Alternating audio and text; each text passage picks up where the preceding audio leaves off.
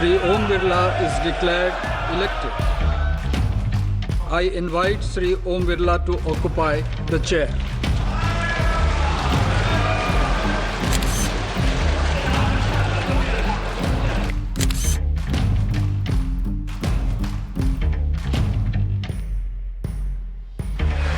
आपके चेयर है, आप संभालें।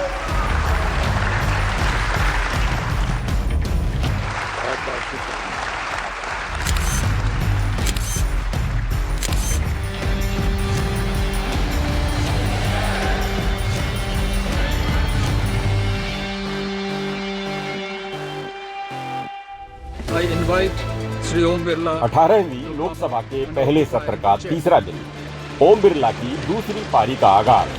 दशकों बाद चुनाव की नौबत आई, लेकिन विपक्ष ने वोटिंग पर जोर नहीं दिया। एक ऐतिहासिक अवसर जिसका जिक्र खुद प्रधानमंत्री नरेंद्र मोदी ने किया। 18वीं लोकसभा में स्पीकर का कार्यभार दूसरी बार संभालना, ये अपने आप में एक बड़ा नया रिकॉर्ड बनते हम देख रहे हैं। श्री बलराम जाखड़ जी, वो पहले ऐसे अध्यक्ष थे जिन्होंने 5 साल कार्यकाल पूरा करके फिर दोबारा उनको स्पीकर बनने का अवसर मिला था। उसके बाद आप हैं जिन्हें 5 साल पूर्ण करने के बाद दोबारा इस पद पर आसीन होने का अवसर मिला। गत 20 साल का एक ऐसा कालखंड रहा है कि ज़्यादातर स्पीकर या तो उसके बाद चुनाव नहीं लड़े हैं या तो जीत करके नहीं आए हैं।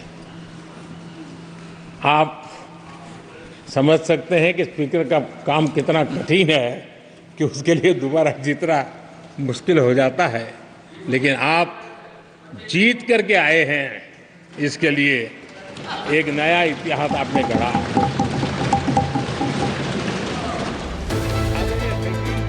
इस मौके पर प्रधानमंत्री मोदी ने ओम बिरला के पिछले कार्यकाल की बड़ी उपलब्धियों को भी याद किया। एक बार उन उपलब्धियों पर नजर डाल लेते हैं।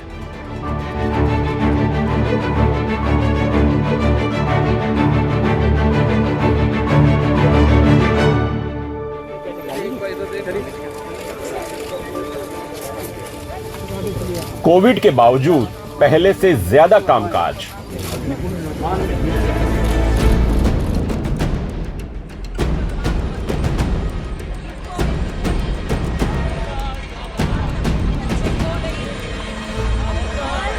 नया संसद भवन, करीब 875 करोड़ रुपए की बचत। नहीं पूछा था प्रश्नकाल के बाद नो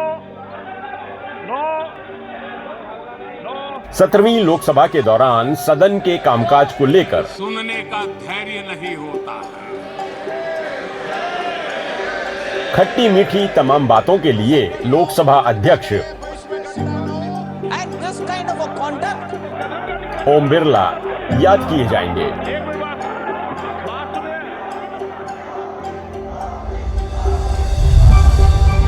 मोदी सरकार के तमाम चौंकाने वाले फैसलों की ही तरह स्पीकर चुनने के फैसले ने भी चौंकाया। प्रस्ताव स्वीकृत हुआ और श्री ओम बिरला को इस सभा के अध्यक्ष रूप में निर्वाचित घोषित किया जाता है। चूंकि श्री नरेंद्र मोदी जी द्वारा प्रस्तुत प्रथम प्रस्ताव स्वीकृत कर लिया गया है। जहां मीडिया में कई दिग्गज बीजेपी नेताओं के नाम चल रहे थे, पीएम मोदी ने राजस्थान के कोटा से 3 बार के विधायक और 2 बार के सांसद ओम बिरला को इस पद के लिए चुना। यह अत्यंत हर्ष का और गर्व का समय है आपको इस पद पर आसीन होते हुए देखने का।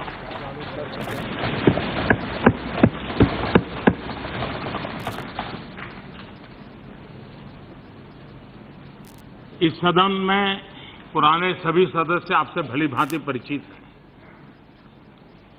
विधायक के रूप में भी राजस्थान में आपने जो सक्रिय भूमिका अदा की है, उससे भी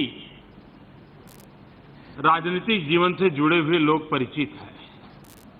एक प्रकार से उन्होंने अपनी राजनीति का केंद्र बिंदु जन आंदोलन से ज्यादा जन सेवा को बनाया और ऐसा एक संवेदनशील व्यक्तित्व आज जब स्पीकर पद पर हम सबको अनुशासित भी करेंगे, अनुप्रेरित भी करेंगे और उसके द्वारा ये सदन देश को उत्तम से उत्तम दे पाए, एक कैटलिक एजेंट के रूप में, एक पदासीन के जिम्मेवारी के रूप में और सालों की सामाजिक संवेदना वाली जिंदगी जीते के कारण मुझे विश्वास है कि वो उत्तम तरीके से चीजों को कर पाएंगे। खुद ओम बिरला ने इस जिम्मेदारी को संभालते हुए सबको साथ लेकर चलने की बात कही थी।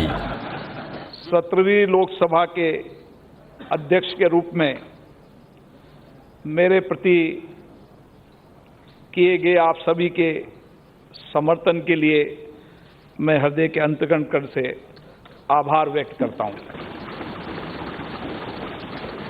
इस चुनौतीपूर्ण कार्य के लिए मेरे ऊपर विश्वास जताने के लिए मैं सभी दलों का धन्यवाद प्रकट करता हूं। Wherein she has been found to be the guilty of unethical conduct, right of cross examination, sir, right of hearing. सांसद श्रीमती महुआ मित्रा का आचरण अनैतिक और संसद सदस्य के रूप में अशोभनीय है और इस कारण उनको लोकसभा सदस्य बने रहना उपयुक्त नहीं होगा। इसलिए संकल्प करती है कि उन्हें लोकसभा की सदस्यता से निष्कासित कर दिया जाए। frustrate होके ऐसे कदम उठा बिरला के लोकसभा अध्यक्ष रहते हुए 17वीं लोकसभा ने कई उतार चढ़ाव देखे। प्रश्न ये कि विधेयक को पारित किया जाए जो सदस्य इसके पक्ष में आ गए, कई महत्वपूर्ण बिल पारित हुए। सदस्य इसके पक्ष में आ गए, जो सदस्य विरोध नया संसद भवन बनकर तैयार हुआ और उसमें कार्यवाही शुरू हुई।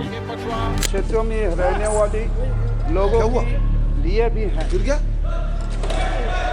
संसद की सुरक्षा में सेंध भी लगी सदन में मर्यादित आचरण नहीं है और रिकॉर्ड संख्या में विपक्ष के सांसद निलंबित हुए। 5 साल तक डिप्टी स्पीकर का चुनाव नहीं हो सका ये तरीका ठीक नहीं है। और विपक्ष के रवैये से क्षुब्ध स्पीकर मर्यादा रखें। खुद ही सदन में नहीं आए। कार्रवाई आज दोपहर 2 बजे तक के लिए स्थगित की जाती है। कोरोना की महामारी आई और उसकी छाया के बावजूद किया जाए जो सदस्य पिछली लोकसभाओं की तुलना में अधिक उत्पादकता देखी गई, मेरे विचार में निर्णय हवालों के पक्ष। लेकिन सदन की बैठकों की संख्या और काम के घंटों में कमी आई। सत्ता पक्ष के सांसदों का पक्ष लेने का आरोप, तो वहीं लोकतंत्र के चौथे स्तंभ मीडिया को संसद से दूर करने का आरोप भी लगा।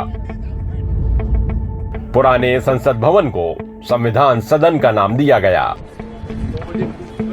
नए संसद भवन की मांग लंबे समय से चल रही थी। ओम बिरला से पहले कई स्पीकर कह चुके थे कि संसद के कामकाज को सुगमता से चलाने के लिए नए संसद भवन की जरूरत है।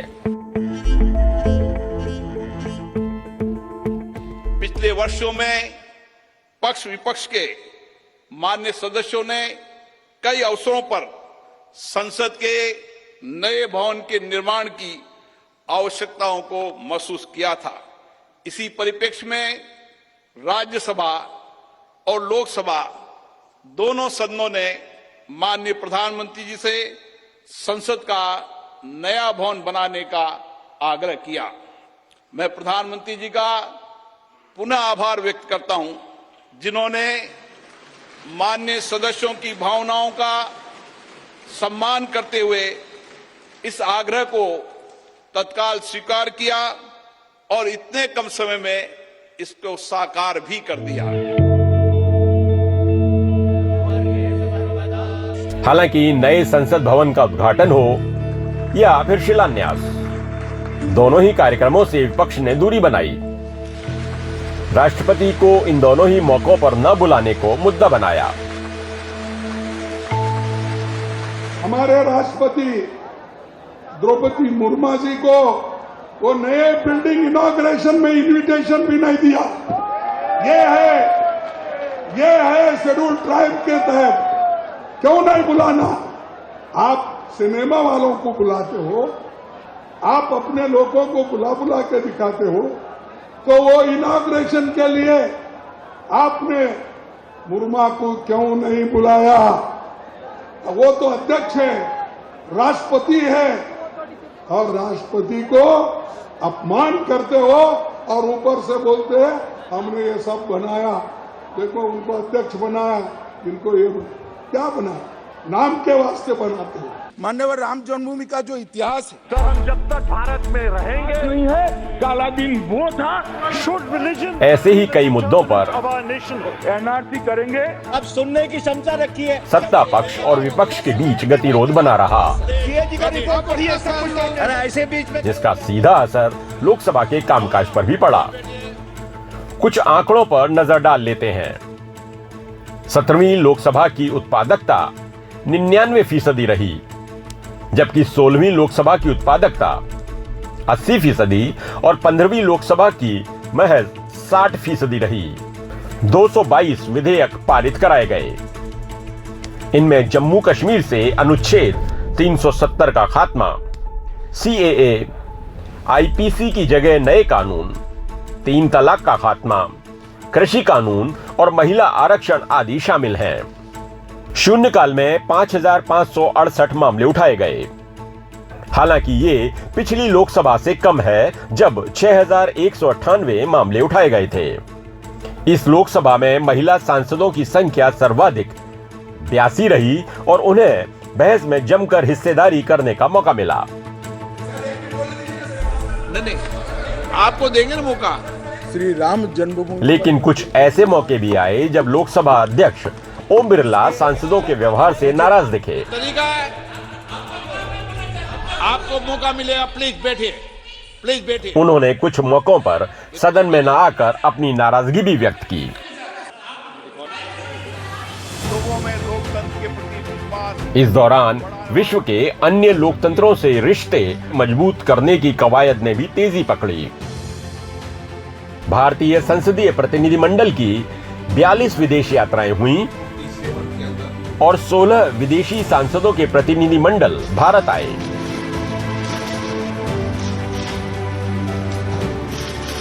हम संघर्षों और विवादों के शांतिपूर्ण G20 का कामयाब आयोजन भी दिल्ली में किया गया, जिसमें 24 देशों के अध्यक्षों उपाध्यक्षों ने भाग लिया। ओम बिरला की अध्यक्षता में संसद भवन में कई नई पहल भी हुई। स्मार्ट और पेपरलेस संसद, 100% डिजिटल भुगतान, संसदीय डिजिटल लाइब्रेरी जिसमें 45 लाख डिजिटल पन्नों में 4.30 लाख से ज्यादा फाइलें, जिनमें 167 वर्षों की जानकारी उपलब्ध। महत्वपूर्ण बिलों पर सांसदों के लिए 87 ब्रीफिंग सत्र। सांसदों के पोर्टल को डिवाइस न्यूट्रल बनाया गया।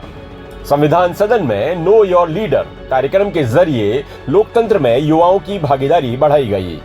प्रबंधन अभ्यास के लिए चिंतन शिविर का आयोजन, सांसदों के लिए नए आवास का उद्घाटन और शिलान्यास, खर्चों में कटौती कर करीब 875 करोड़ रुपए की बचत की गई। जम्मू कश्मीर इंटरनल मामला हो सकता है, ये तरह तरह की बात है। एग्रेसिव ना हो, जान दे देंगे इसके लिए। क्या बात कर रहे हो आप? This is not a white paper. It's a total fraud. This is a black brush. हालांकि ऐसे कई फैसले भी हुए जिन पर विपक्ष ने सवाल उठाए।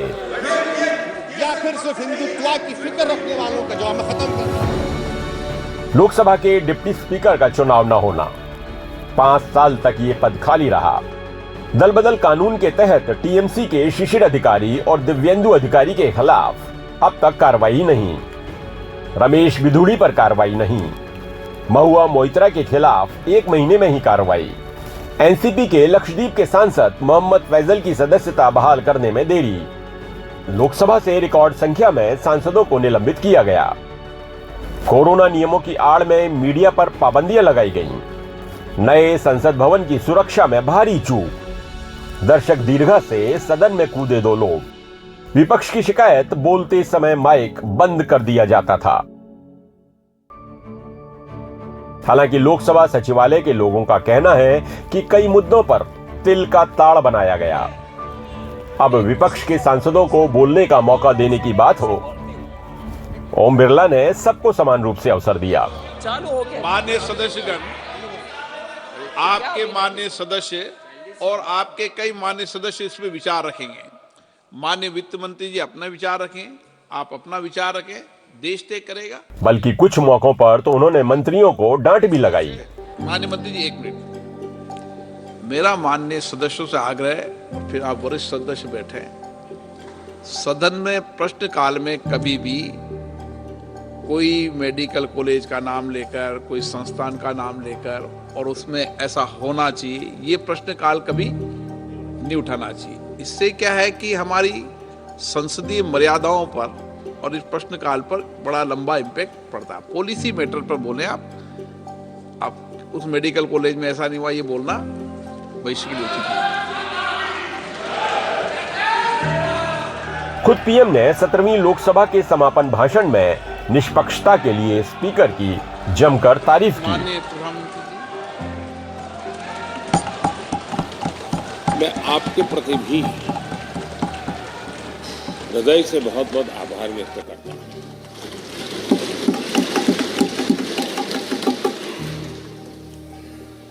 पांचों वर्ष कभी कभी सुमित्रा जी मुक्त हास्य करती थी, लेकिन आप हर पल, आपका चेहरा मुस्कान से भरा रहता था। जहां कुछ भी हो जाए लेकिन कभी भी उस मुस्कान में कोई कमी नहीं आई।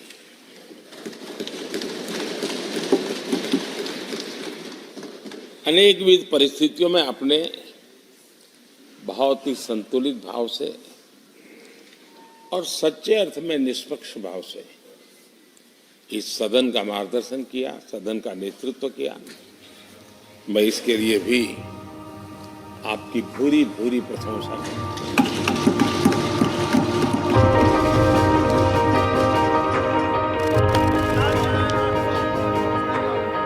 सही मायने में देखा जाए तो पीठासीन अधिकारी कांटों का ताज पहनता है। सत्ता पक्ष की अपेक्षा रहती है कि सरकारी कामकाज पूरा हो और विपक्ष चाहता है कि उसकी आवाज बुलंद हो। बुधवार को ही नेता विपक्ष की जिम्मेदारी संभालने वाले राहुल गांधी ने भी बता दिया कि दूसरे कार्यकाल में ओम बिरला से विपक्ष की क्या उम्मीदें हैं। By silencing the voice of the opposition is a non-democratic idea. And this election has shown that the people of India expect the opposition to defend the constitution, the Samvidhan of this country. And we are confident that by allowing the opposition to speak, by allowing us to represent the people of India, you will do your duty of defending the constitution of India. माननीय सदस्यगण, ये सदन 1975 में देश में आपातकाल emergency लगाने के निर्णय की कड़े शब्दों में निंदा करता है। इसके साथ ही और इसके कुछ ही देर बाद आपातकाल पर लाए गए ओम बिरला के प्रस्ताव ने विपक्ष को हमलावर होने का मौका भी दे दिया। जाहिर है स्पीकर के रूप में ओम बिरला ने एक बार फिर कांटों का ताज पहना है। दूसरी पारी में उनके लिए चुनौती ज्यादा बड़ी है, क्योंकि इस बार विपक्ष ज्यादा आक्रामक है और उसकी स्पीकर से उम्मीदें भी ज्यादा हैं। अखिलेश शर्मा की रिपोर्ट, एनडीटीवी इंडिया के लिए।